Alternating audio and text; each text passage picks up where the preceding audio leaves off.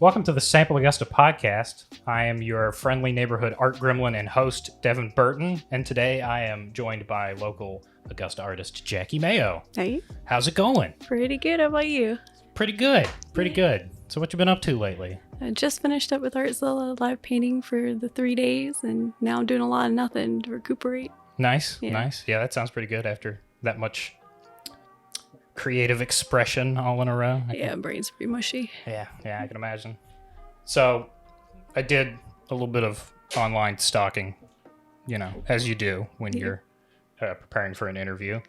And I see you have an Etsy store, and you are a graphic artist at, I can't remember the name of the business off the top of my head. Mr. T's. Nice. Screen printing and embroidery. How's that?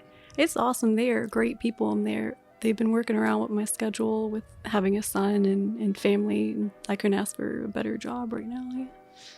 How's the Etsy store going? It could be better for sure. I don't do it full time. I make enough money to kind of put back into art supplies. Right, yeah. Which is perfect for me. I see a lot of really some artists who become super successful and they do the one thing. Right. And they do it and they don't want to change out of either fear of losing followers or, whatever. Or, they found success in the thing. And I don't know, there's no bigger hell to me than reproducing the same item over and over again. Just would take and kill all the joy and wonder in it. And so I like experimenting with different things. And so I spend more time trying to paint than run the Etsy store. Yeah, I looked at your website. I love your style. There's painting right there. Thank you. I've never been good at painting, so anytime I see someone who's like the tonality and the colors and just like the way that you capture faces amazes me. Thank you. So on your website, there's like a little blurb about you, and it talks about the fact that you were born and raised here, so you've been here your whole life? I have. I moved to Florida for a few years, and I lived in, North Augusta for a little bit, but mostly here. Right. I like it. Right. How's it changed since you've been here? I feel like the art scene has grown, and people have, for me at least, come together a whole lot. I feel like everyone's pretty good about lifting each other up and being very supportive of each other. And there's been such a wonderful overlap between art and music and writing, and people I think have come out more into just being themselves and expressing themselves in a way that, is true to their nature, and having people back it up. That sounds redundant. Damn it. Sorry. Anyway. Oh, God. It's been great. Very supportive. Wonderful. Yeah. I've seen that. In that little blurb, it talks about your inspirations, and I recognized a few names, like Bob Ross. Yeah, Bob Ross. But there were a couple I didn't recognize off the top of my head. So who are your main inspirations? Who? I didn't put on there, but definitely Lisa Frank. I think if you can see in the colors. Yeah. My mentor for quite a while now, Jay Jacobs, and then really a lot of the Artzilla guys, Blaine Prescott and Brian Stewart, they've been big brothers to me, and they kind of got started before I did, and anytime I had questions with technique or how to approach problems, in our community, they've always been there to help guide me. Right.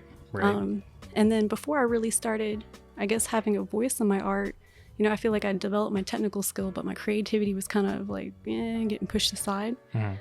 And, Jay started doing a lot of stuff with symbolism, and that got me thinking, trying to decipher the code and all of his work. And that definitely poured out into my stuff, where I started to, kind of have a narrative of my own and figuring out how I wanted to say what, was in my head and vision. Right. I saw a lot of shows that you've done on your website or are upcoming, and you just did the Artzilla thing. Do you have a favorite show that you've ever done? I definitely love Artzilla just because, I don't know, there's something wonderful, I'm sure, as you guys being musicians and just being near other creatives it's great. It's good energy. We're all coming up with different ideas. We bounce ideas off each other, techniques, share, supplies.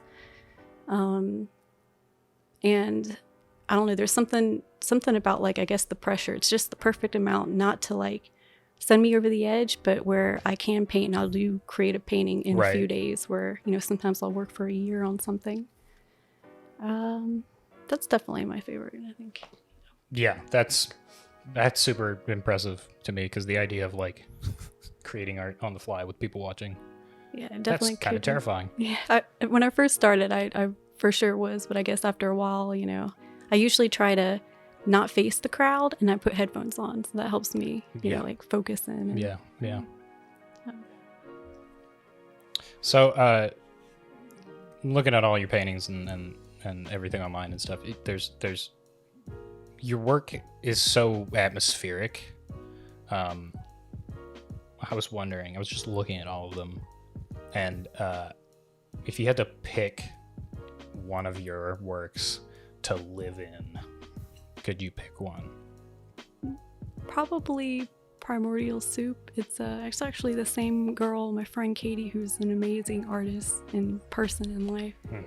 And she's sitting in, like, you've got the earth and the moon behind her in a portal, and, you know, all kinds of crazy swirl. Yeah. It's supposed to kind of represent everything, so there you go. It's kind of a cheap shot there. Just being everything. Yeah, I was also looking at like your YouTube channel and stuff, and watching you paint. Hey, that was awesome. That's super cool. I feel like I need to get you to know you better now. Here, yeah. I just lurk around on YouTube and look at cool art stuff in Augusta, and sit at this desk and wait for the next interview. Yeah. And just hear. Just hear you getting a burger thrown at you. Yeah, just 24/7, just water. Right. Yeah. You talk about like delving into your own consciousness through your work, and trying to like understand things about yourself through that. Talk more about that, because that sounds super interesting. I feel like for most of my life up into my mid-20s, I was definitely just on autopilot. I think I had sort of a victim mentality. You know, I had my own traumas and problems, and I did things not being aware. You know, I wasn't always the good guy. I was very selfish, and I didn't know who I was. I think I wanted so bad for people to like me and to control how I was perceived that I didn't understand, like, those are manipulative behaviors. You know, I didn't even know what I wanted, because I was always concerned with, well, what do the people want? I ended up getting really depressed, I think, as we all do, and I got real bad, what people call, I guess, the dark night of the soul.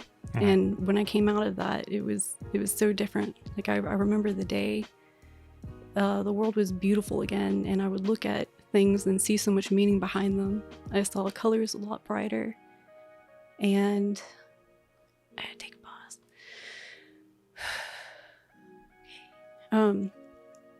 Colors were brighter, song lyrics were different, and I started to kind of see myself more objectively, the good and the bad, and that wasn't very easy, especially the bad. But I started asking a lot of why questions, like why did I do that? Why did I do that shitty thing?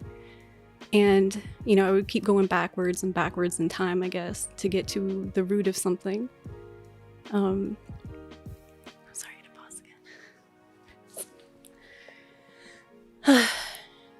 Okay, anyway, so since then, I guess, just I put a lot of effort into figuring out why I work and getting to know myself, like what do I like, and why do I do those things, and why are you the way you are, you know, what's your story, what makes you tick. I found it very fascinating. And during that time, I also developed a lot more compassion, I guess, for people, because, you know, we all make mistakes. We're all going through something. We're the way we are for a reason. Right. And I guess it just kind of poured out into my work. And I think, I don't know, I can kind of see it too. You know, I did a lot of just portraits where I would just, you know, all right, here's a photograph. I just turn it out. And then I started having, you know, kind of a story and a narrative to go along with it, because, like, in my own head, I'm asking why, you know, what, you know, setting a scene. Yeah, it sounds very meditative. Yeah, for sure. It's a cathartic process now. You know, I would plan things out so much in my head, and it, you know, it wouldn't go the way it would. Right. Yeah. Same. Like life. And now my favorite way to paint is just, you know, I might come up with an idea or a starting point, and then I just go, I guess, intuitively. Mm-hmm. And it's a game. It's like being a kid game. Again, sometimes I'll do a painting splotch, and it'll be like the cloud game. Like I'll see a shape in it, and then I'll paint that shape. I wish I could do that. I have so many unfinished pieces of art that I'm just like, nah, this is not going. Oh, I'll me just too. put that away. You might come to it again. I think, as society, we're like conditioned to be like, everything's got to be on a timeline, for productivity. And that's not the case with everything. Sometimes you'll pick up something years later and it's the right time. Like you've got a new skill or you're seeing it in a new light. Right. And you can finish it then. I saw a super interesting thing.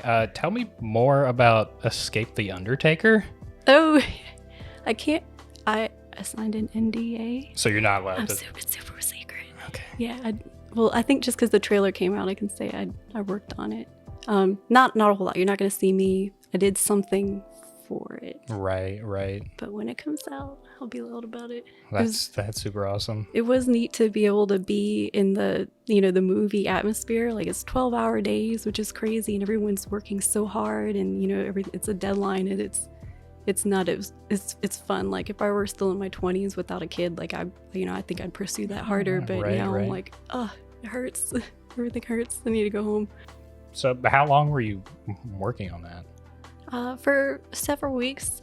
I got done earlier. There were a few other people and then the main production crew, they kept going on. I left before the talent arrived, so I didn't get to see anybody famous, but right. It'll be neat to, I'll get to see the set, and I knew what it looked like before, and I'll get to see the magic, which is very neat. That's super cool. I noticed in one of your paintings, and I noticed on your arm, you seem to like anime. I do. I don't watch a whole lot of it now, but it was definitely a driving force when I was little. I watched a lot of like Toonami, Sailor Moon, and Gundam Wing, that Cowboy Bebop, that era. I love Cowboy Bebop. Yeah, that was my intro anime. Right, awesome. It's a good one. Are you excited about the Netflix show? How do you feel about it? I'm tentatively excited. Same, because I want it to happen. I want it to be good, but if I keep my bar low on expectations, right, yeah, and then maybe it'll... be happy about it. That's super cool. One of your paintings had I guess it's the forest spirit from Princess Mononoke. Yeah. Have you seen many of the Studio Ghibli? I haven't watched films? them all, sadly. I want to. Totoro has my heart. For Little Sister, we watched it, oh my gosh, on repeat on VHS when we were kids, and Spirited Away and Princess Mononoke. So yeah, I love all of them. Yeah, one of the earliest memories I have of seeing like Asian animation, like anime type stuff, was my mom showed me Kiki's Delivery Service when I was like 4. Yeah. So I love that movie. And then my art teacher, I had a really cool art teacher in high school, and she would put Spirited Away on like, all the time. So I love those movies. I'm slowly making my way through them all. Yeah. They're like streaming now. I still need to watch Kiki, and I still need to see Nausicaa and Howl's Moving Castle. Those are on my bucket list. I haven't seen Howl's? Listen. It's a quiet life under the rock where I live. Okay. Yeah, I'll get it. Yeah. Yeah. Howl's Moving Castle is amazing. Okay, I'll put that. That'll bump it up to the next. It's a good one. That one, like, I don't know. Just Ghibli seems like a different, like, it seems like it needs to be fractured off from like other anime and Japanese style stuff, because it looks delicious, if you know what I'm saying. Like everything is like, this is perfect. Right. And I feel like Howl's really exemplifies that, especially with the titular moving castle, watching the animation of that and everything moving and thinking about how they like must have done that. Oh man, it's real good. All right, yeah, you piqued my interest. Yeah. Would you say that Sailor Moon is your favorite like anime? If you asked me when I was 12, absolutely. Cowboy Bebop, Totoro. I think just because of now they mean a lot more. Sailor Moon was fun. I really liked, this is from The Last Unicorn, which was the 70s, the 80s ish. Yeah. Somewhere around there, yeah. Yeah, I like that one a lot. So what's next? I know you said you're taking like a break from doing stuff since you just did the Artzilla Yeah, thing. But do you have anything like on the horizon? I've got a small solo show up at USC Aiken right now. They've extended it up until this Friday, and I'm gonna be selling some stuff at Mod Inc. at the end of October, when with a few bands playing and other artists. That's awesome. Yeah, I'm real excited. Go about check that out. Everyone, go. Oh wow, thank you. Yeah, he said it. So, nothing super big. I've been kind of taking things kind of easy. Been dealing with a lot of family stuff. So Right. yeah. Right. Mm. How I feel like this year and last year has, like, I've done a lot more art than I normally do. Has these past 2 years being kind of wacky, has that changed your output? Oh my gosh, yeah. So when the pandemic hit, I know a whole lot of people went and dealt with it by being super productive. Like, I'm gonna go make my whole yard a garden and paint my house. And I spent 3 months doing nothing but playing video games. And Same. yeah, man, I don't know. I had to recluse real bad. I don't do well. Yeah. I guess it's a coping mechanism. There are worse things, right? Yeah.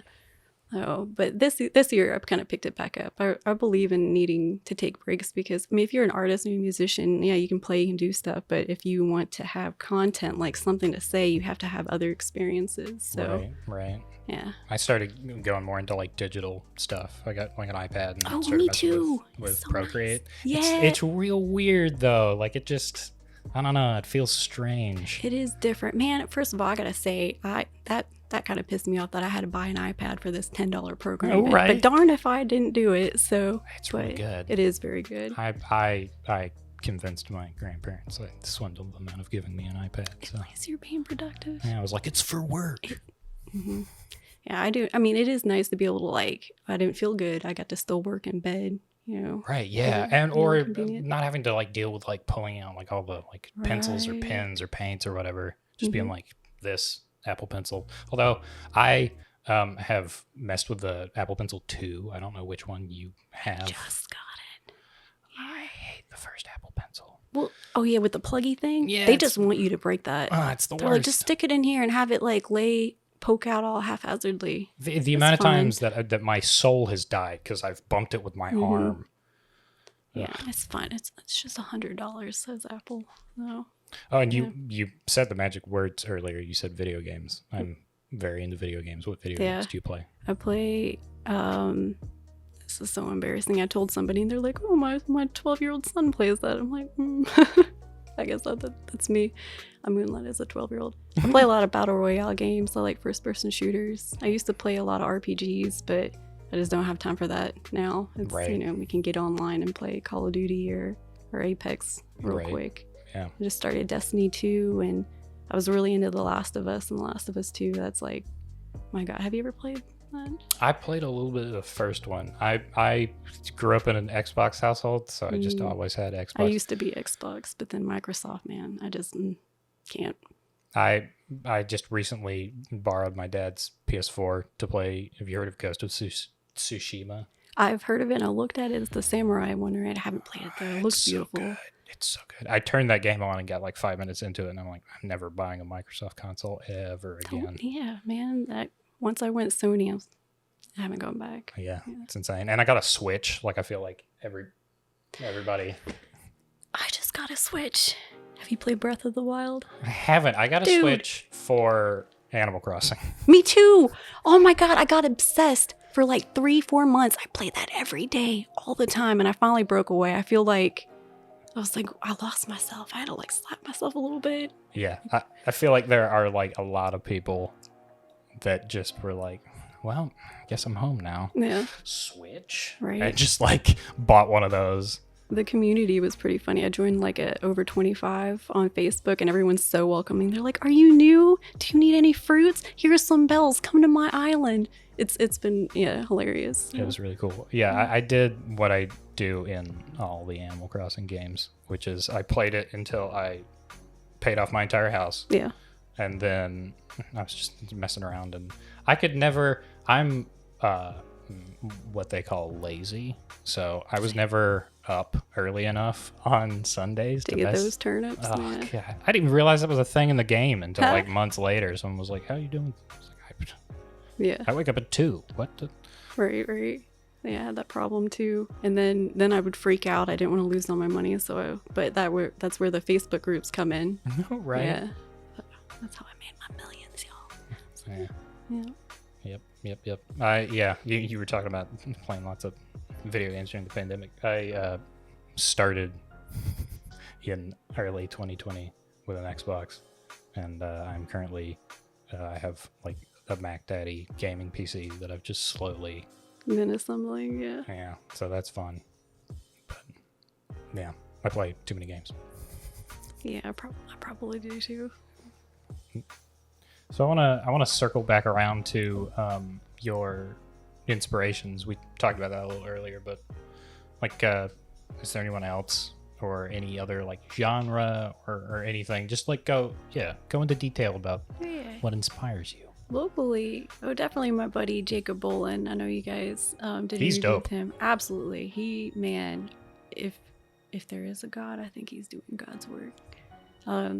Just the way how creative he is and how funny, and it's been a wonderful, it's been wonderful getting to know him as a friend, and Right. that's poured out into me. Like he's given me the confidence to just, well, what do I want to draw, and playing with my imagination. Right, yeah. Yeah, and I could never repay that dude for that. All my friends, Debbie Eastep, all my art buddies, Chase Lanier, Ashton Maya, the whole art community is incredibly inspiring. Just being around everybody and how different they are and seeing it come together, like it's great. And then of course, we live in a very digital age, so follow a lot of people on Instagram, and I get a lot of ideas, and I'll see new techniques. I'm like, oh, I want to try that. Like, Right, yeah. like resin or different. I want to do that so much. Man, I currently working on something, and I'm almost to the resin part, and I'm kind of terrified because it's one of those things like if I mess up, like right. that's it. But yeah, I'm excited about that. And then I just found this new clay called, well, it's been a few months now. I've been experimenting with it called Cause Clay. And it's a polymer clay, but it's flexible when it dries. Yeah, cool. I follow a lot of cosplayers Yeah. and stuff like that because, video games, movies, Right. anime, all that kind of stuff. I follow them. I follow them for their creativity, I swear. Yeah, right. But yeah, seeing that kind of stuff, and there's a bunch of like YouTube channels that I watch, and they use a lot of cosplay, and I have been intrigued by that because, like, I've done stuff with like Sculpey. I kind of bought a bunch, so yeah, look at these. Dope. You can try it, yeah. Yeah. Yeah, I love experimenting. I think like I was kind of poor when I was little, and I always liked making things. So now like I get my dopamine with art supply packages, and just seeing different ways to put it all together. It's like a big mad science experiment that I love it. Yeah.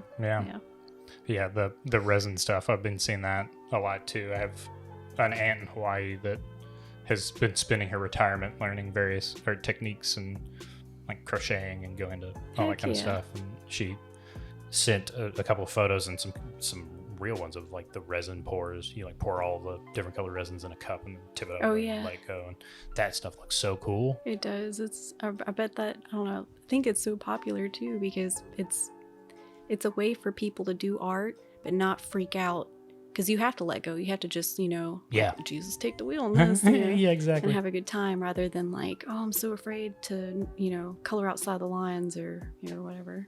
Yeah. I also want to touch back on go back to the scene, as it were, in Augusta changing throughout the years that you've been here. Mm-hmm. What, like, are there particular ways that like you've noticed, like you were talking about how everybody's like a lot more communal and everybody raises everybody up? It's wonderful. I mean, when you have a whole bunch of people who like to make art and music, then you start wanting to do that together, and you need places to do it. So people are putting on, I feel like, more art shows.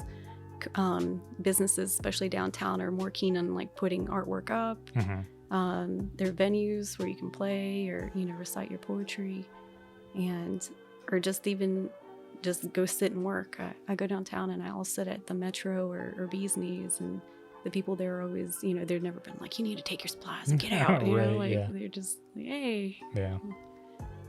It's definitely been interesting looking at that because I'm from Aiken, so I never really did much, especially like, high school and college friends went to Columbia, so I was up there doing all of my debauchery, so I never really messed around in Augusta all that much until recently. I didn't realize how much of a thriving artistic community there was. It's hard to say when I was younger that it was already there and I just wasn't in it yet. Right. But I feel like since I've, I guess, been in it, it's definitely grown more. I mean, we can see more murals up. Yeah. And I think, once you get your foot in the door and you get the one, people are more receptive to like, hey, this is a good thing. It's not just, a bunch of hooligans spray painting the side of the wall. Like people like to see these things. It's uplifting, especially for the people who have to do the monotonous 9 to 5. And I think that's why Jacob's work speaks to so many people. Like, you had a bad day, somebody cut you off, you're going to the job that you hate because you thought you've been told that this was success, right? To get this job and to work these hours doing what you hate. And then you see one of his silly doodles on the side of the road. And like, it's such an easy way to bring a smile to somebody's face. So, and that's why I love this community and I love my friends and why art is so important. Yeah.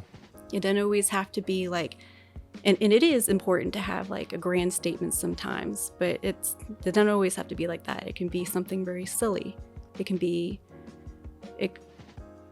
something beautiful, just something pretty to look at. There's no one reason to make art. Yeah. So. That was one of the, when I was in high school, I told you I had a pretty dope art teacher in high school. Yeah. She was awesome. She was from LA and did sound for Rolling Stone and all sorts. Are you familiar with the band Van Halen? Oh, I think I've heard of them. Yeah. Eddie Van Halen's Frankenstrat, the like red guitar with the white stripes. She painted that. Oh, what was she doing teaching high school? Oh my gosh. No idea. I asked her all the time, like, why are you in Aiken, South Carolina? Yeah. And she was like, it's just nicer here. Yeah, I'm just ready for the quiet life. Yeah. But yeah, she was the first artist that really taught me that, like, there's no grand meaning behind, you can just do stuff because it's cool. Right. And I had a couple of run-ins in high school with people that were like, no man, there has to be like a deeper meaning. Oh, and I've heard that too, like some real bougie artists out there, It's no, so dumb. just stop. Like, as kids, we're all artists in some way. What is art except it's an expression. It's like it's a mark making of you in this space and time and all the experiences and what you're feeling. And it's experimentation. It's wonderful. It doesn't have to be anything. Yeah, that's super cool. And I've noticed keying into the Augusta scene, I've noticed it's starting to. Have you ever been to Asheville, North Carolina? Oh yes, love it. So I have family up there, so I used to go there all the time. So that was like one of my havens artistically, going from like Aiken, South Carolina up to Asheville. And Augusta's starting to look like Asheville. Dang, and I think that is a compliment. I think that's super awesome, especially there's like an arts district in West Asheville where it's just studios and there's whole factory buildings that they're just allowed to do murals on and stuff. It's starting to. I was walking downtown the other day and I was on a road and I was like, this looks like. If I had the money, I would definitely feed into that for sure. Yeah, it's super awesome. Yeah, I know people complain, but I think the reason why I like Augusta so much, I mean, besides being home and more affordable, is it's kind of like an empty canvas. Yeah. Like, we can shape it into what we want. And if we want more arts and culture, like, do the arts and be part of the culture and put it out there. Right. And I think if you keep doing something and you do it with your heart and it's passionate, people like that. Right. So people can feel that it's real. Yeah. So, and it's kind of hopefully inspire people to. It doesn't have to be art. Ugh. Here we go with the words again. I think everybody in their own way has their own thing that they can be passionate and driven about. Yeah. It could be typing, you can get into a flow with that, into a flow state. It could be brushing your hair, it could be music, it could be poetry. And I think it's important for people to find what that is, because there's, I don't know, it's inner peace in a world that's already so chaotic. And I don't know, for me, it's okay, trying to explain something that I didn't have words for. we're rushing about every day. There's always a plan. What do I have to do next? What do I have to finish? Right. And when you get into a flow state, time doesn't really exist anymore, and you can just be. Yeah. And that's a beautiful feeling, and I don't think enough people feel that. Yeah, definitely. There we go. I made a sentence. Yes. Okay. So we talked about this piece that's been sitting back here earlier, but this is your piece that's up for auction at Artzilla, right? Yeah, I'm not all the way done with it, but here it is. It's gorgeous. Thank you. So is the auction still going on? It is. I'm pretty sure, but probably don't quote me. It ends on October 2nd, and not just me, but there's 19 other artists with beautiful work, and all of it is up for auction. A portion of it is gonna go to the Book Tavern, which is like what I guess is only non-corporate owned bookstore. David has done the owner has done so much for the community. I couldn't think of enough, not just with Artzilla, but just sponsoring different events and being an all-around good human being. Yeah. So yeah, if you don't bid on mine, bid on somebody's. Well, definitely go bid. We'll have a link in the description to go check all those out. What artist to artist? What else? What it looks perfect. What else are you working on? Thank you. I want to fix some of the shading here. Right. And in the neck too. And then I feel like I kind of twisted the proportion, not twisted, but the proportions are a little off because it was so close. And I should have bent a little back up more, but where I was positioned, I was kind of like stuck in, so I didn't get to get the whole view. Man. Yeah. Side note, you were talking earlier about how you like focused on technique and the creativity kind of fell away.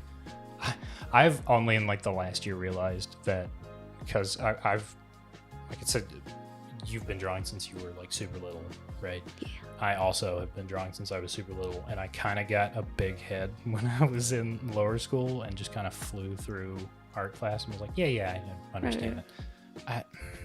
I don't understand proportions at all. I really need to go back and get some of the technical stuff down. I got you, but I don't think you need to, man. I think if whatever you do in your own way, if you keep doing it, like it's like if you look at Jacob, like he doesn't do photorealist. I keep talking about Jacob. He's love that guy. Anyway, he doesn't do photorealism. He doesn't do accurate proportions. But if you watch him draw, there is something beautiful in it because he just goes, and it's there's a rhythm to it. And I think, like, if you look at dancers who are really good at dancing, or if you watch a violin player, like you can tell who are the ones that are feeling it. And I already forgot what we were talking about, where my point was, but yeah. It was just a sidebar, me noticing. And I know I don't have to get that technical stuff, but I'm getting to that point where, like, I want to move on to, like you were talking about, like moving on to the next thing and trying new techniques and stuff. And there's definitely a vein of art that I want to dip my toes into that doesn't look right when I do it, and I just want to, and I'd like to brush up on some skills and stuff. Yeah, I feel like there's some tips and tricks.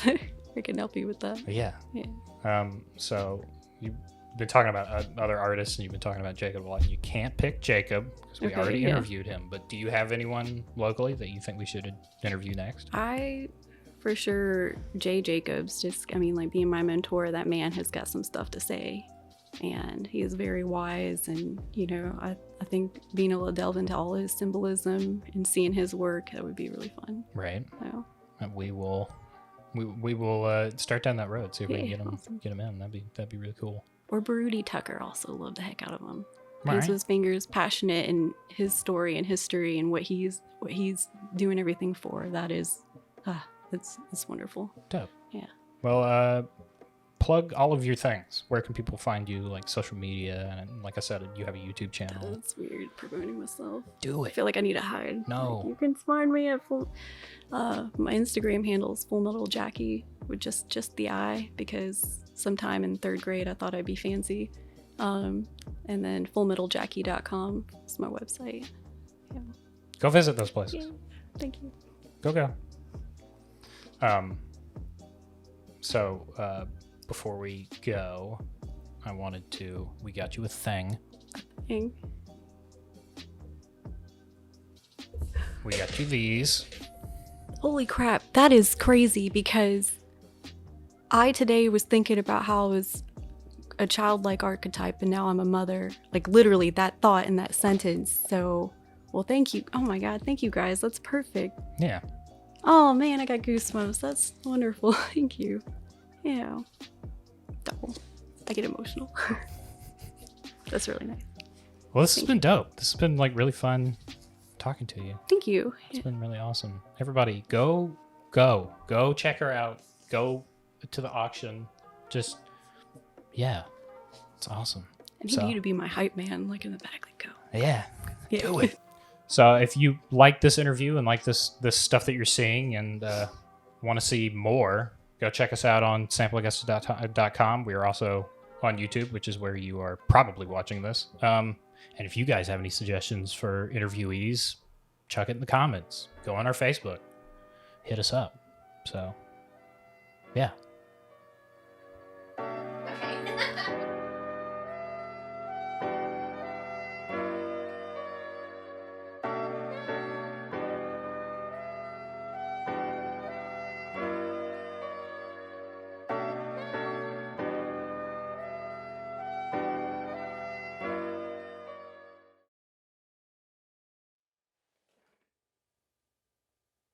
Like and subscribe.